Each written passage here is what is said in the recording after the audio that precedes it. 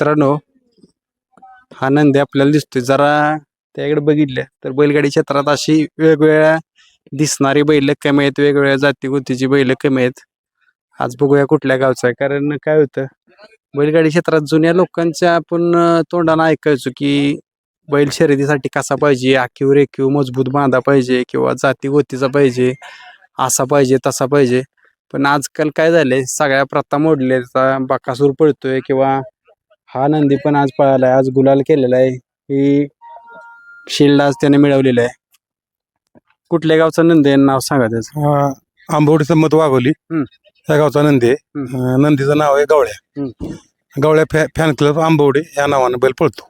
आता हे कुठून खरेदी केलेला हो? हा नाशिक येवल्यातून आम्ही खरेदी केलेला बैल.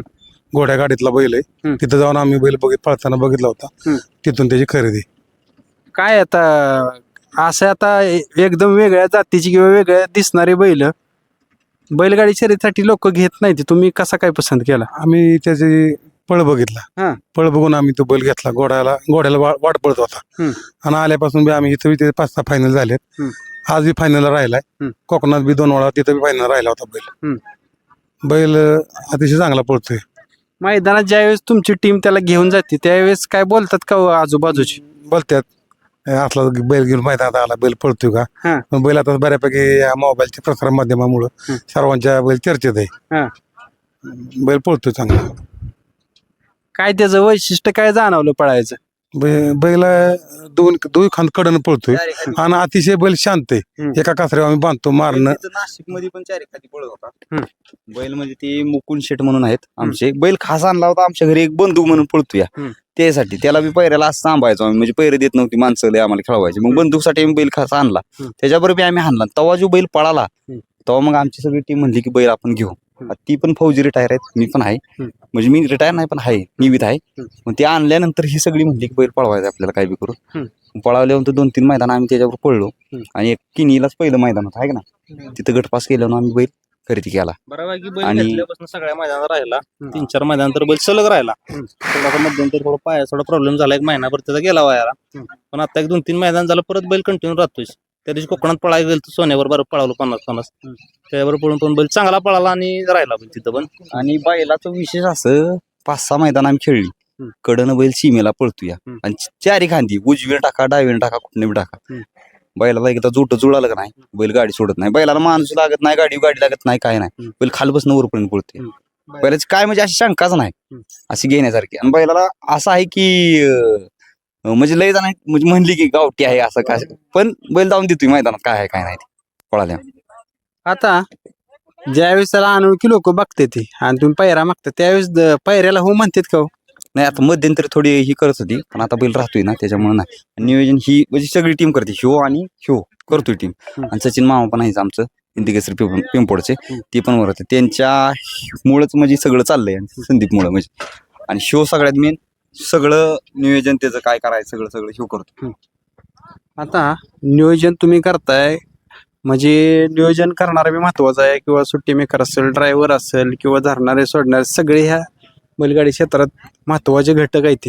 आणि मेन म्हणलं तर नियोजन, कारण नियोजन परफेक्ट झाले तर असा नंदीला गुलाल लागतोय, तुमच्या कपाळी 2 मोठं गुलाल लागतोय. काय नक्की नियोजन कसं राहतं की बाबा असं नियोजन केलं पाहिजे तर आपल्याला यश भेटेल, नाही तर आता कॉम्पिटिशन भरपूर आहे. कोणच बाहेरचा नाही. नाही काय विषय, बैल आता आजारी होता का नाक्यांमुळं, त्यामुळे जरा झाली अडचण. पण आता बैल परवा दिवशी किनी जरा पळालेला दिसल्यापासून यायला लागलेत बऱ्यापैकी. पण होते ते पैर.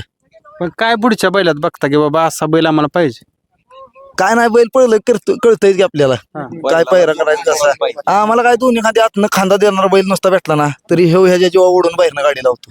आणि आतापर्यंत 5-6 फायनल झाल्या, पण त्यातलं 3-4 सेमी तर बैल सेमीला कडनच पळून आम्ही फायनलला राहिलो. काय विषय नाही, फक्त आतनं आम्हाला गळा देणारा बैल भेटला की आम्ही काहीतरी करतोच. त्याकडे बघितल्यावर जरा वेगळं पण जाणवतं का घरी असल्यानंतर? हो, घरी असल्या जाणवतं की तो मस्ती खूप करतो तिथं घरी असल्या. असं आता एखाद्यानं बघितलं नवीन कोणी पण त्याला कोण म्हणणार नाही की शर्यतीचा बैल, असं वाटेल शेतीला ठेवला. आता कोण इथनं जाणार येणार असले की बैलाकडे बघत बसते, ह्यांनी बैल पळवा आणला, आम्ही खाली घेऊन जाताना सगळे बघत बसतात बैलांकडे. पण पळायल्यावर समालोचक सुद्धा नाव पुकारतात त्याचं गावठी पळतंय काही काहींना माहित पण झालंय बैलाचं नाव आता त्यामुळे बैलाचं नाव पुकारतात ते समालोचक. मित्रांनो बघा, जर खरंच पाहण्याची धमक जर बैलात असेल तुमच्या, तर काय सगळ्या गोष्टी मोडलेल्या, जात नकोय, गोत नकोय, किंवा कसा त्याचा सांभाळ असेल किंवा काय असेल, एखाद्या बैलाचं म्हणतात का नाही, सांभाळ चांगला पाहिजे किंवा सगळ्याच गोष्टी चांगल्या पाहिजे. काय काय आता घरणिकीचा राजा, चटणी भाकरीवर पहिलवान, कधी कधी असं होतं ज्या बैलाला पळायचे तो बैल पाळणारच आहे. असं बरं का, आता बैल पळतोय, तुम्ही आमची मुलाखत घेताय, ह्याच्या मागचा आमचा संघर्ष लय आहे. 2021 पासून आम्ही अतिशय 4-5 बैल बदलली. आम्ही गट मार खायचो, सीमित मार खायचो, आम्हाला 4 वर्ष गुलाल लागला नव्हता. पण आम्ही सर्व आमची पैलवान गँग आहे, आम्ही जिद्द सोडली नाही. आम्ही म्हणलं आम्हाला आज ना उद्या बैल लागल, बैल लागल्याशिवाय आपण मागं हटायचं नाही. ह्यानं आम्ही प्रत्येकाने 2-2 बैल बदललेत ना, अजून बी आमच्या घरी 2-3 बैल प्रत्येक आहेत. आता पळतोय म्हणून तुम्ही मुलाखत घ्यायला आलाय, पण ह्याच्या मागचा संघर्ष आमचा भरपूर आहे. ज्यासाठी बैल आणला ना, तो बी गुजरवाडी फाटीला 2 गोल आले त्याचा. 2 नंबर ते पाडेगावच्या ह्याच्याबरोबर आणि त्याच्याबरोबर 2 गोल आले. त्याला लय त्रास झाला आम्हाला, लय म्हणजे लय. आम्ही वायद्या बिद्या घेऊन सगळं करून बी लय थकलो. पण बैल हे नाशिक मध्ये पळत होता, मी लय दिवस झालं बघत होतो. आम्हाला घ्यायचं होतं घोडं, पण ते घोड्याच्या नादानं बैलच लागला. पण त्यानं कामच केलं. नाशिक मध्ये पण गाडी कोणाला मरत नव्हती, बऱ्यापैकी चांगला पळत होता बैल.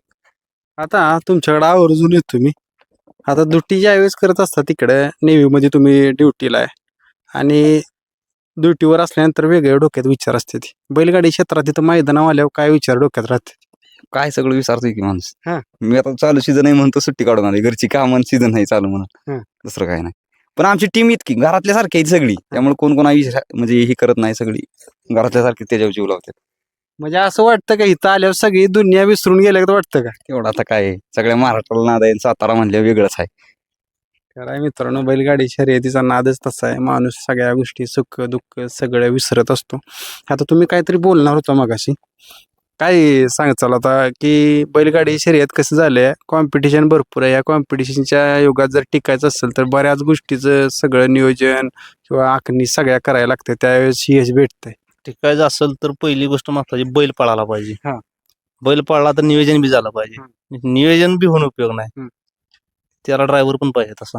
आमचं एवढं सगळं चाललंय बऱ्यापैकी, बैल राहतोय त्याचं मेन कारण सचिन मामा आहे. बैलाचं नियोजन पण, बैलाला पैरं पण तीच करतात, बैलाची कंटिन्यू गाडी पण तीच आणतात. असा बैल घेऊन सहजासहजी चालू जाता, नवीन असा बैल घेऊन या, साधा नवीन ड्रायव्हर नाही बसणार गाडी. त्यांनी काहीतरी बैलाचं बघितलं, बैलाची गाडी पण आणते, 3 बैल ठेवतात, पण फायनलला बैल राहतो. पण पैराला बी बऱ्यापैकी सगळं नियोजन तीच करतात. आणि बैल पण दोन्ही खाताना कडनं पळतो, त्यामुळे आतला बैल मिळाला तरी गाडी राहते. आतापर्यंत किती गुलाल मिळवले त्यानं? आतापर्यंत आम्ही घेतलेलंच बैल झालं 1-2-3 महिने, 8-9 गुलाल. 5 तिकडे कोकणात पण पळवलं ना, 8-9 गुलाल झाले बैलाचे. 7-12 सारख्या मैदानाला पण चांगल्या काढून गाड्या मारून बैल राहिला, कडन सिमी काढला तिथं पण. तसं म्हणायला गेलं तर त्यानं भरपूर त्याची कारकिर्दी केली. एवढ्या कमी कालावधीत 2-3 महिन्यात एवढं फायनल, म्हणजे लोकांना वर्ष एक गुलाल भेटत नाही, तुम्हाला 8-9 भेटले. तुम्हाला चेष्टा वाटून माझी 10 बैल झाले, 11 बैल आमच्याकडे. नाही गावत गुलाल गावलं एवढं सोपं नाही. बैल बी पाळला पाहिजे, सगळं जुळलं पाहिजे. गट निघल, सीमेला मार खाऊन घरी लय वेळा गेलो. शेव बैल घेतल्या बी नवीन सुरुवातीला नाही कोणी पैर दिलं, मामाने एक पायरा गेला, त्या पायऱ्यावर गाडी राहिलीच. आता यश बघितलंय आणि अपयश बी बघितले, पण यशानं काय शिकवलं? अपयशाचं भरपूर तुम्ही सांगितलं, यशानं काय शिकवलं? लय हुरळून जायचं नाही. आज राहिलोय, उद्या गटाला मार खाऊन बी घरी जायला लागेल. काय यश अपयश चालत राहते, पळत राहायचं, मैदानात येत राहायचं. मित्रांनो, असाच बैलगाडी शर्यतीचा प्रवास चालू राहणार आहे. आपण त्यांना शुभेच्छा करूया की त्याच्या पुढच्या प्रवासासाठी किंवा यशासाठी असाच कायम तो गुलालानं माकलेला आपल्याला दिसेल. धन्यवाद. लक्ष्मीच्या नावानं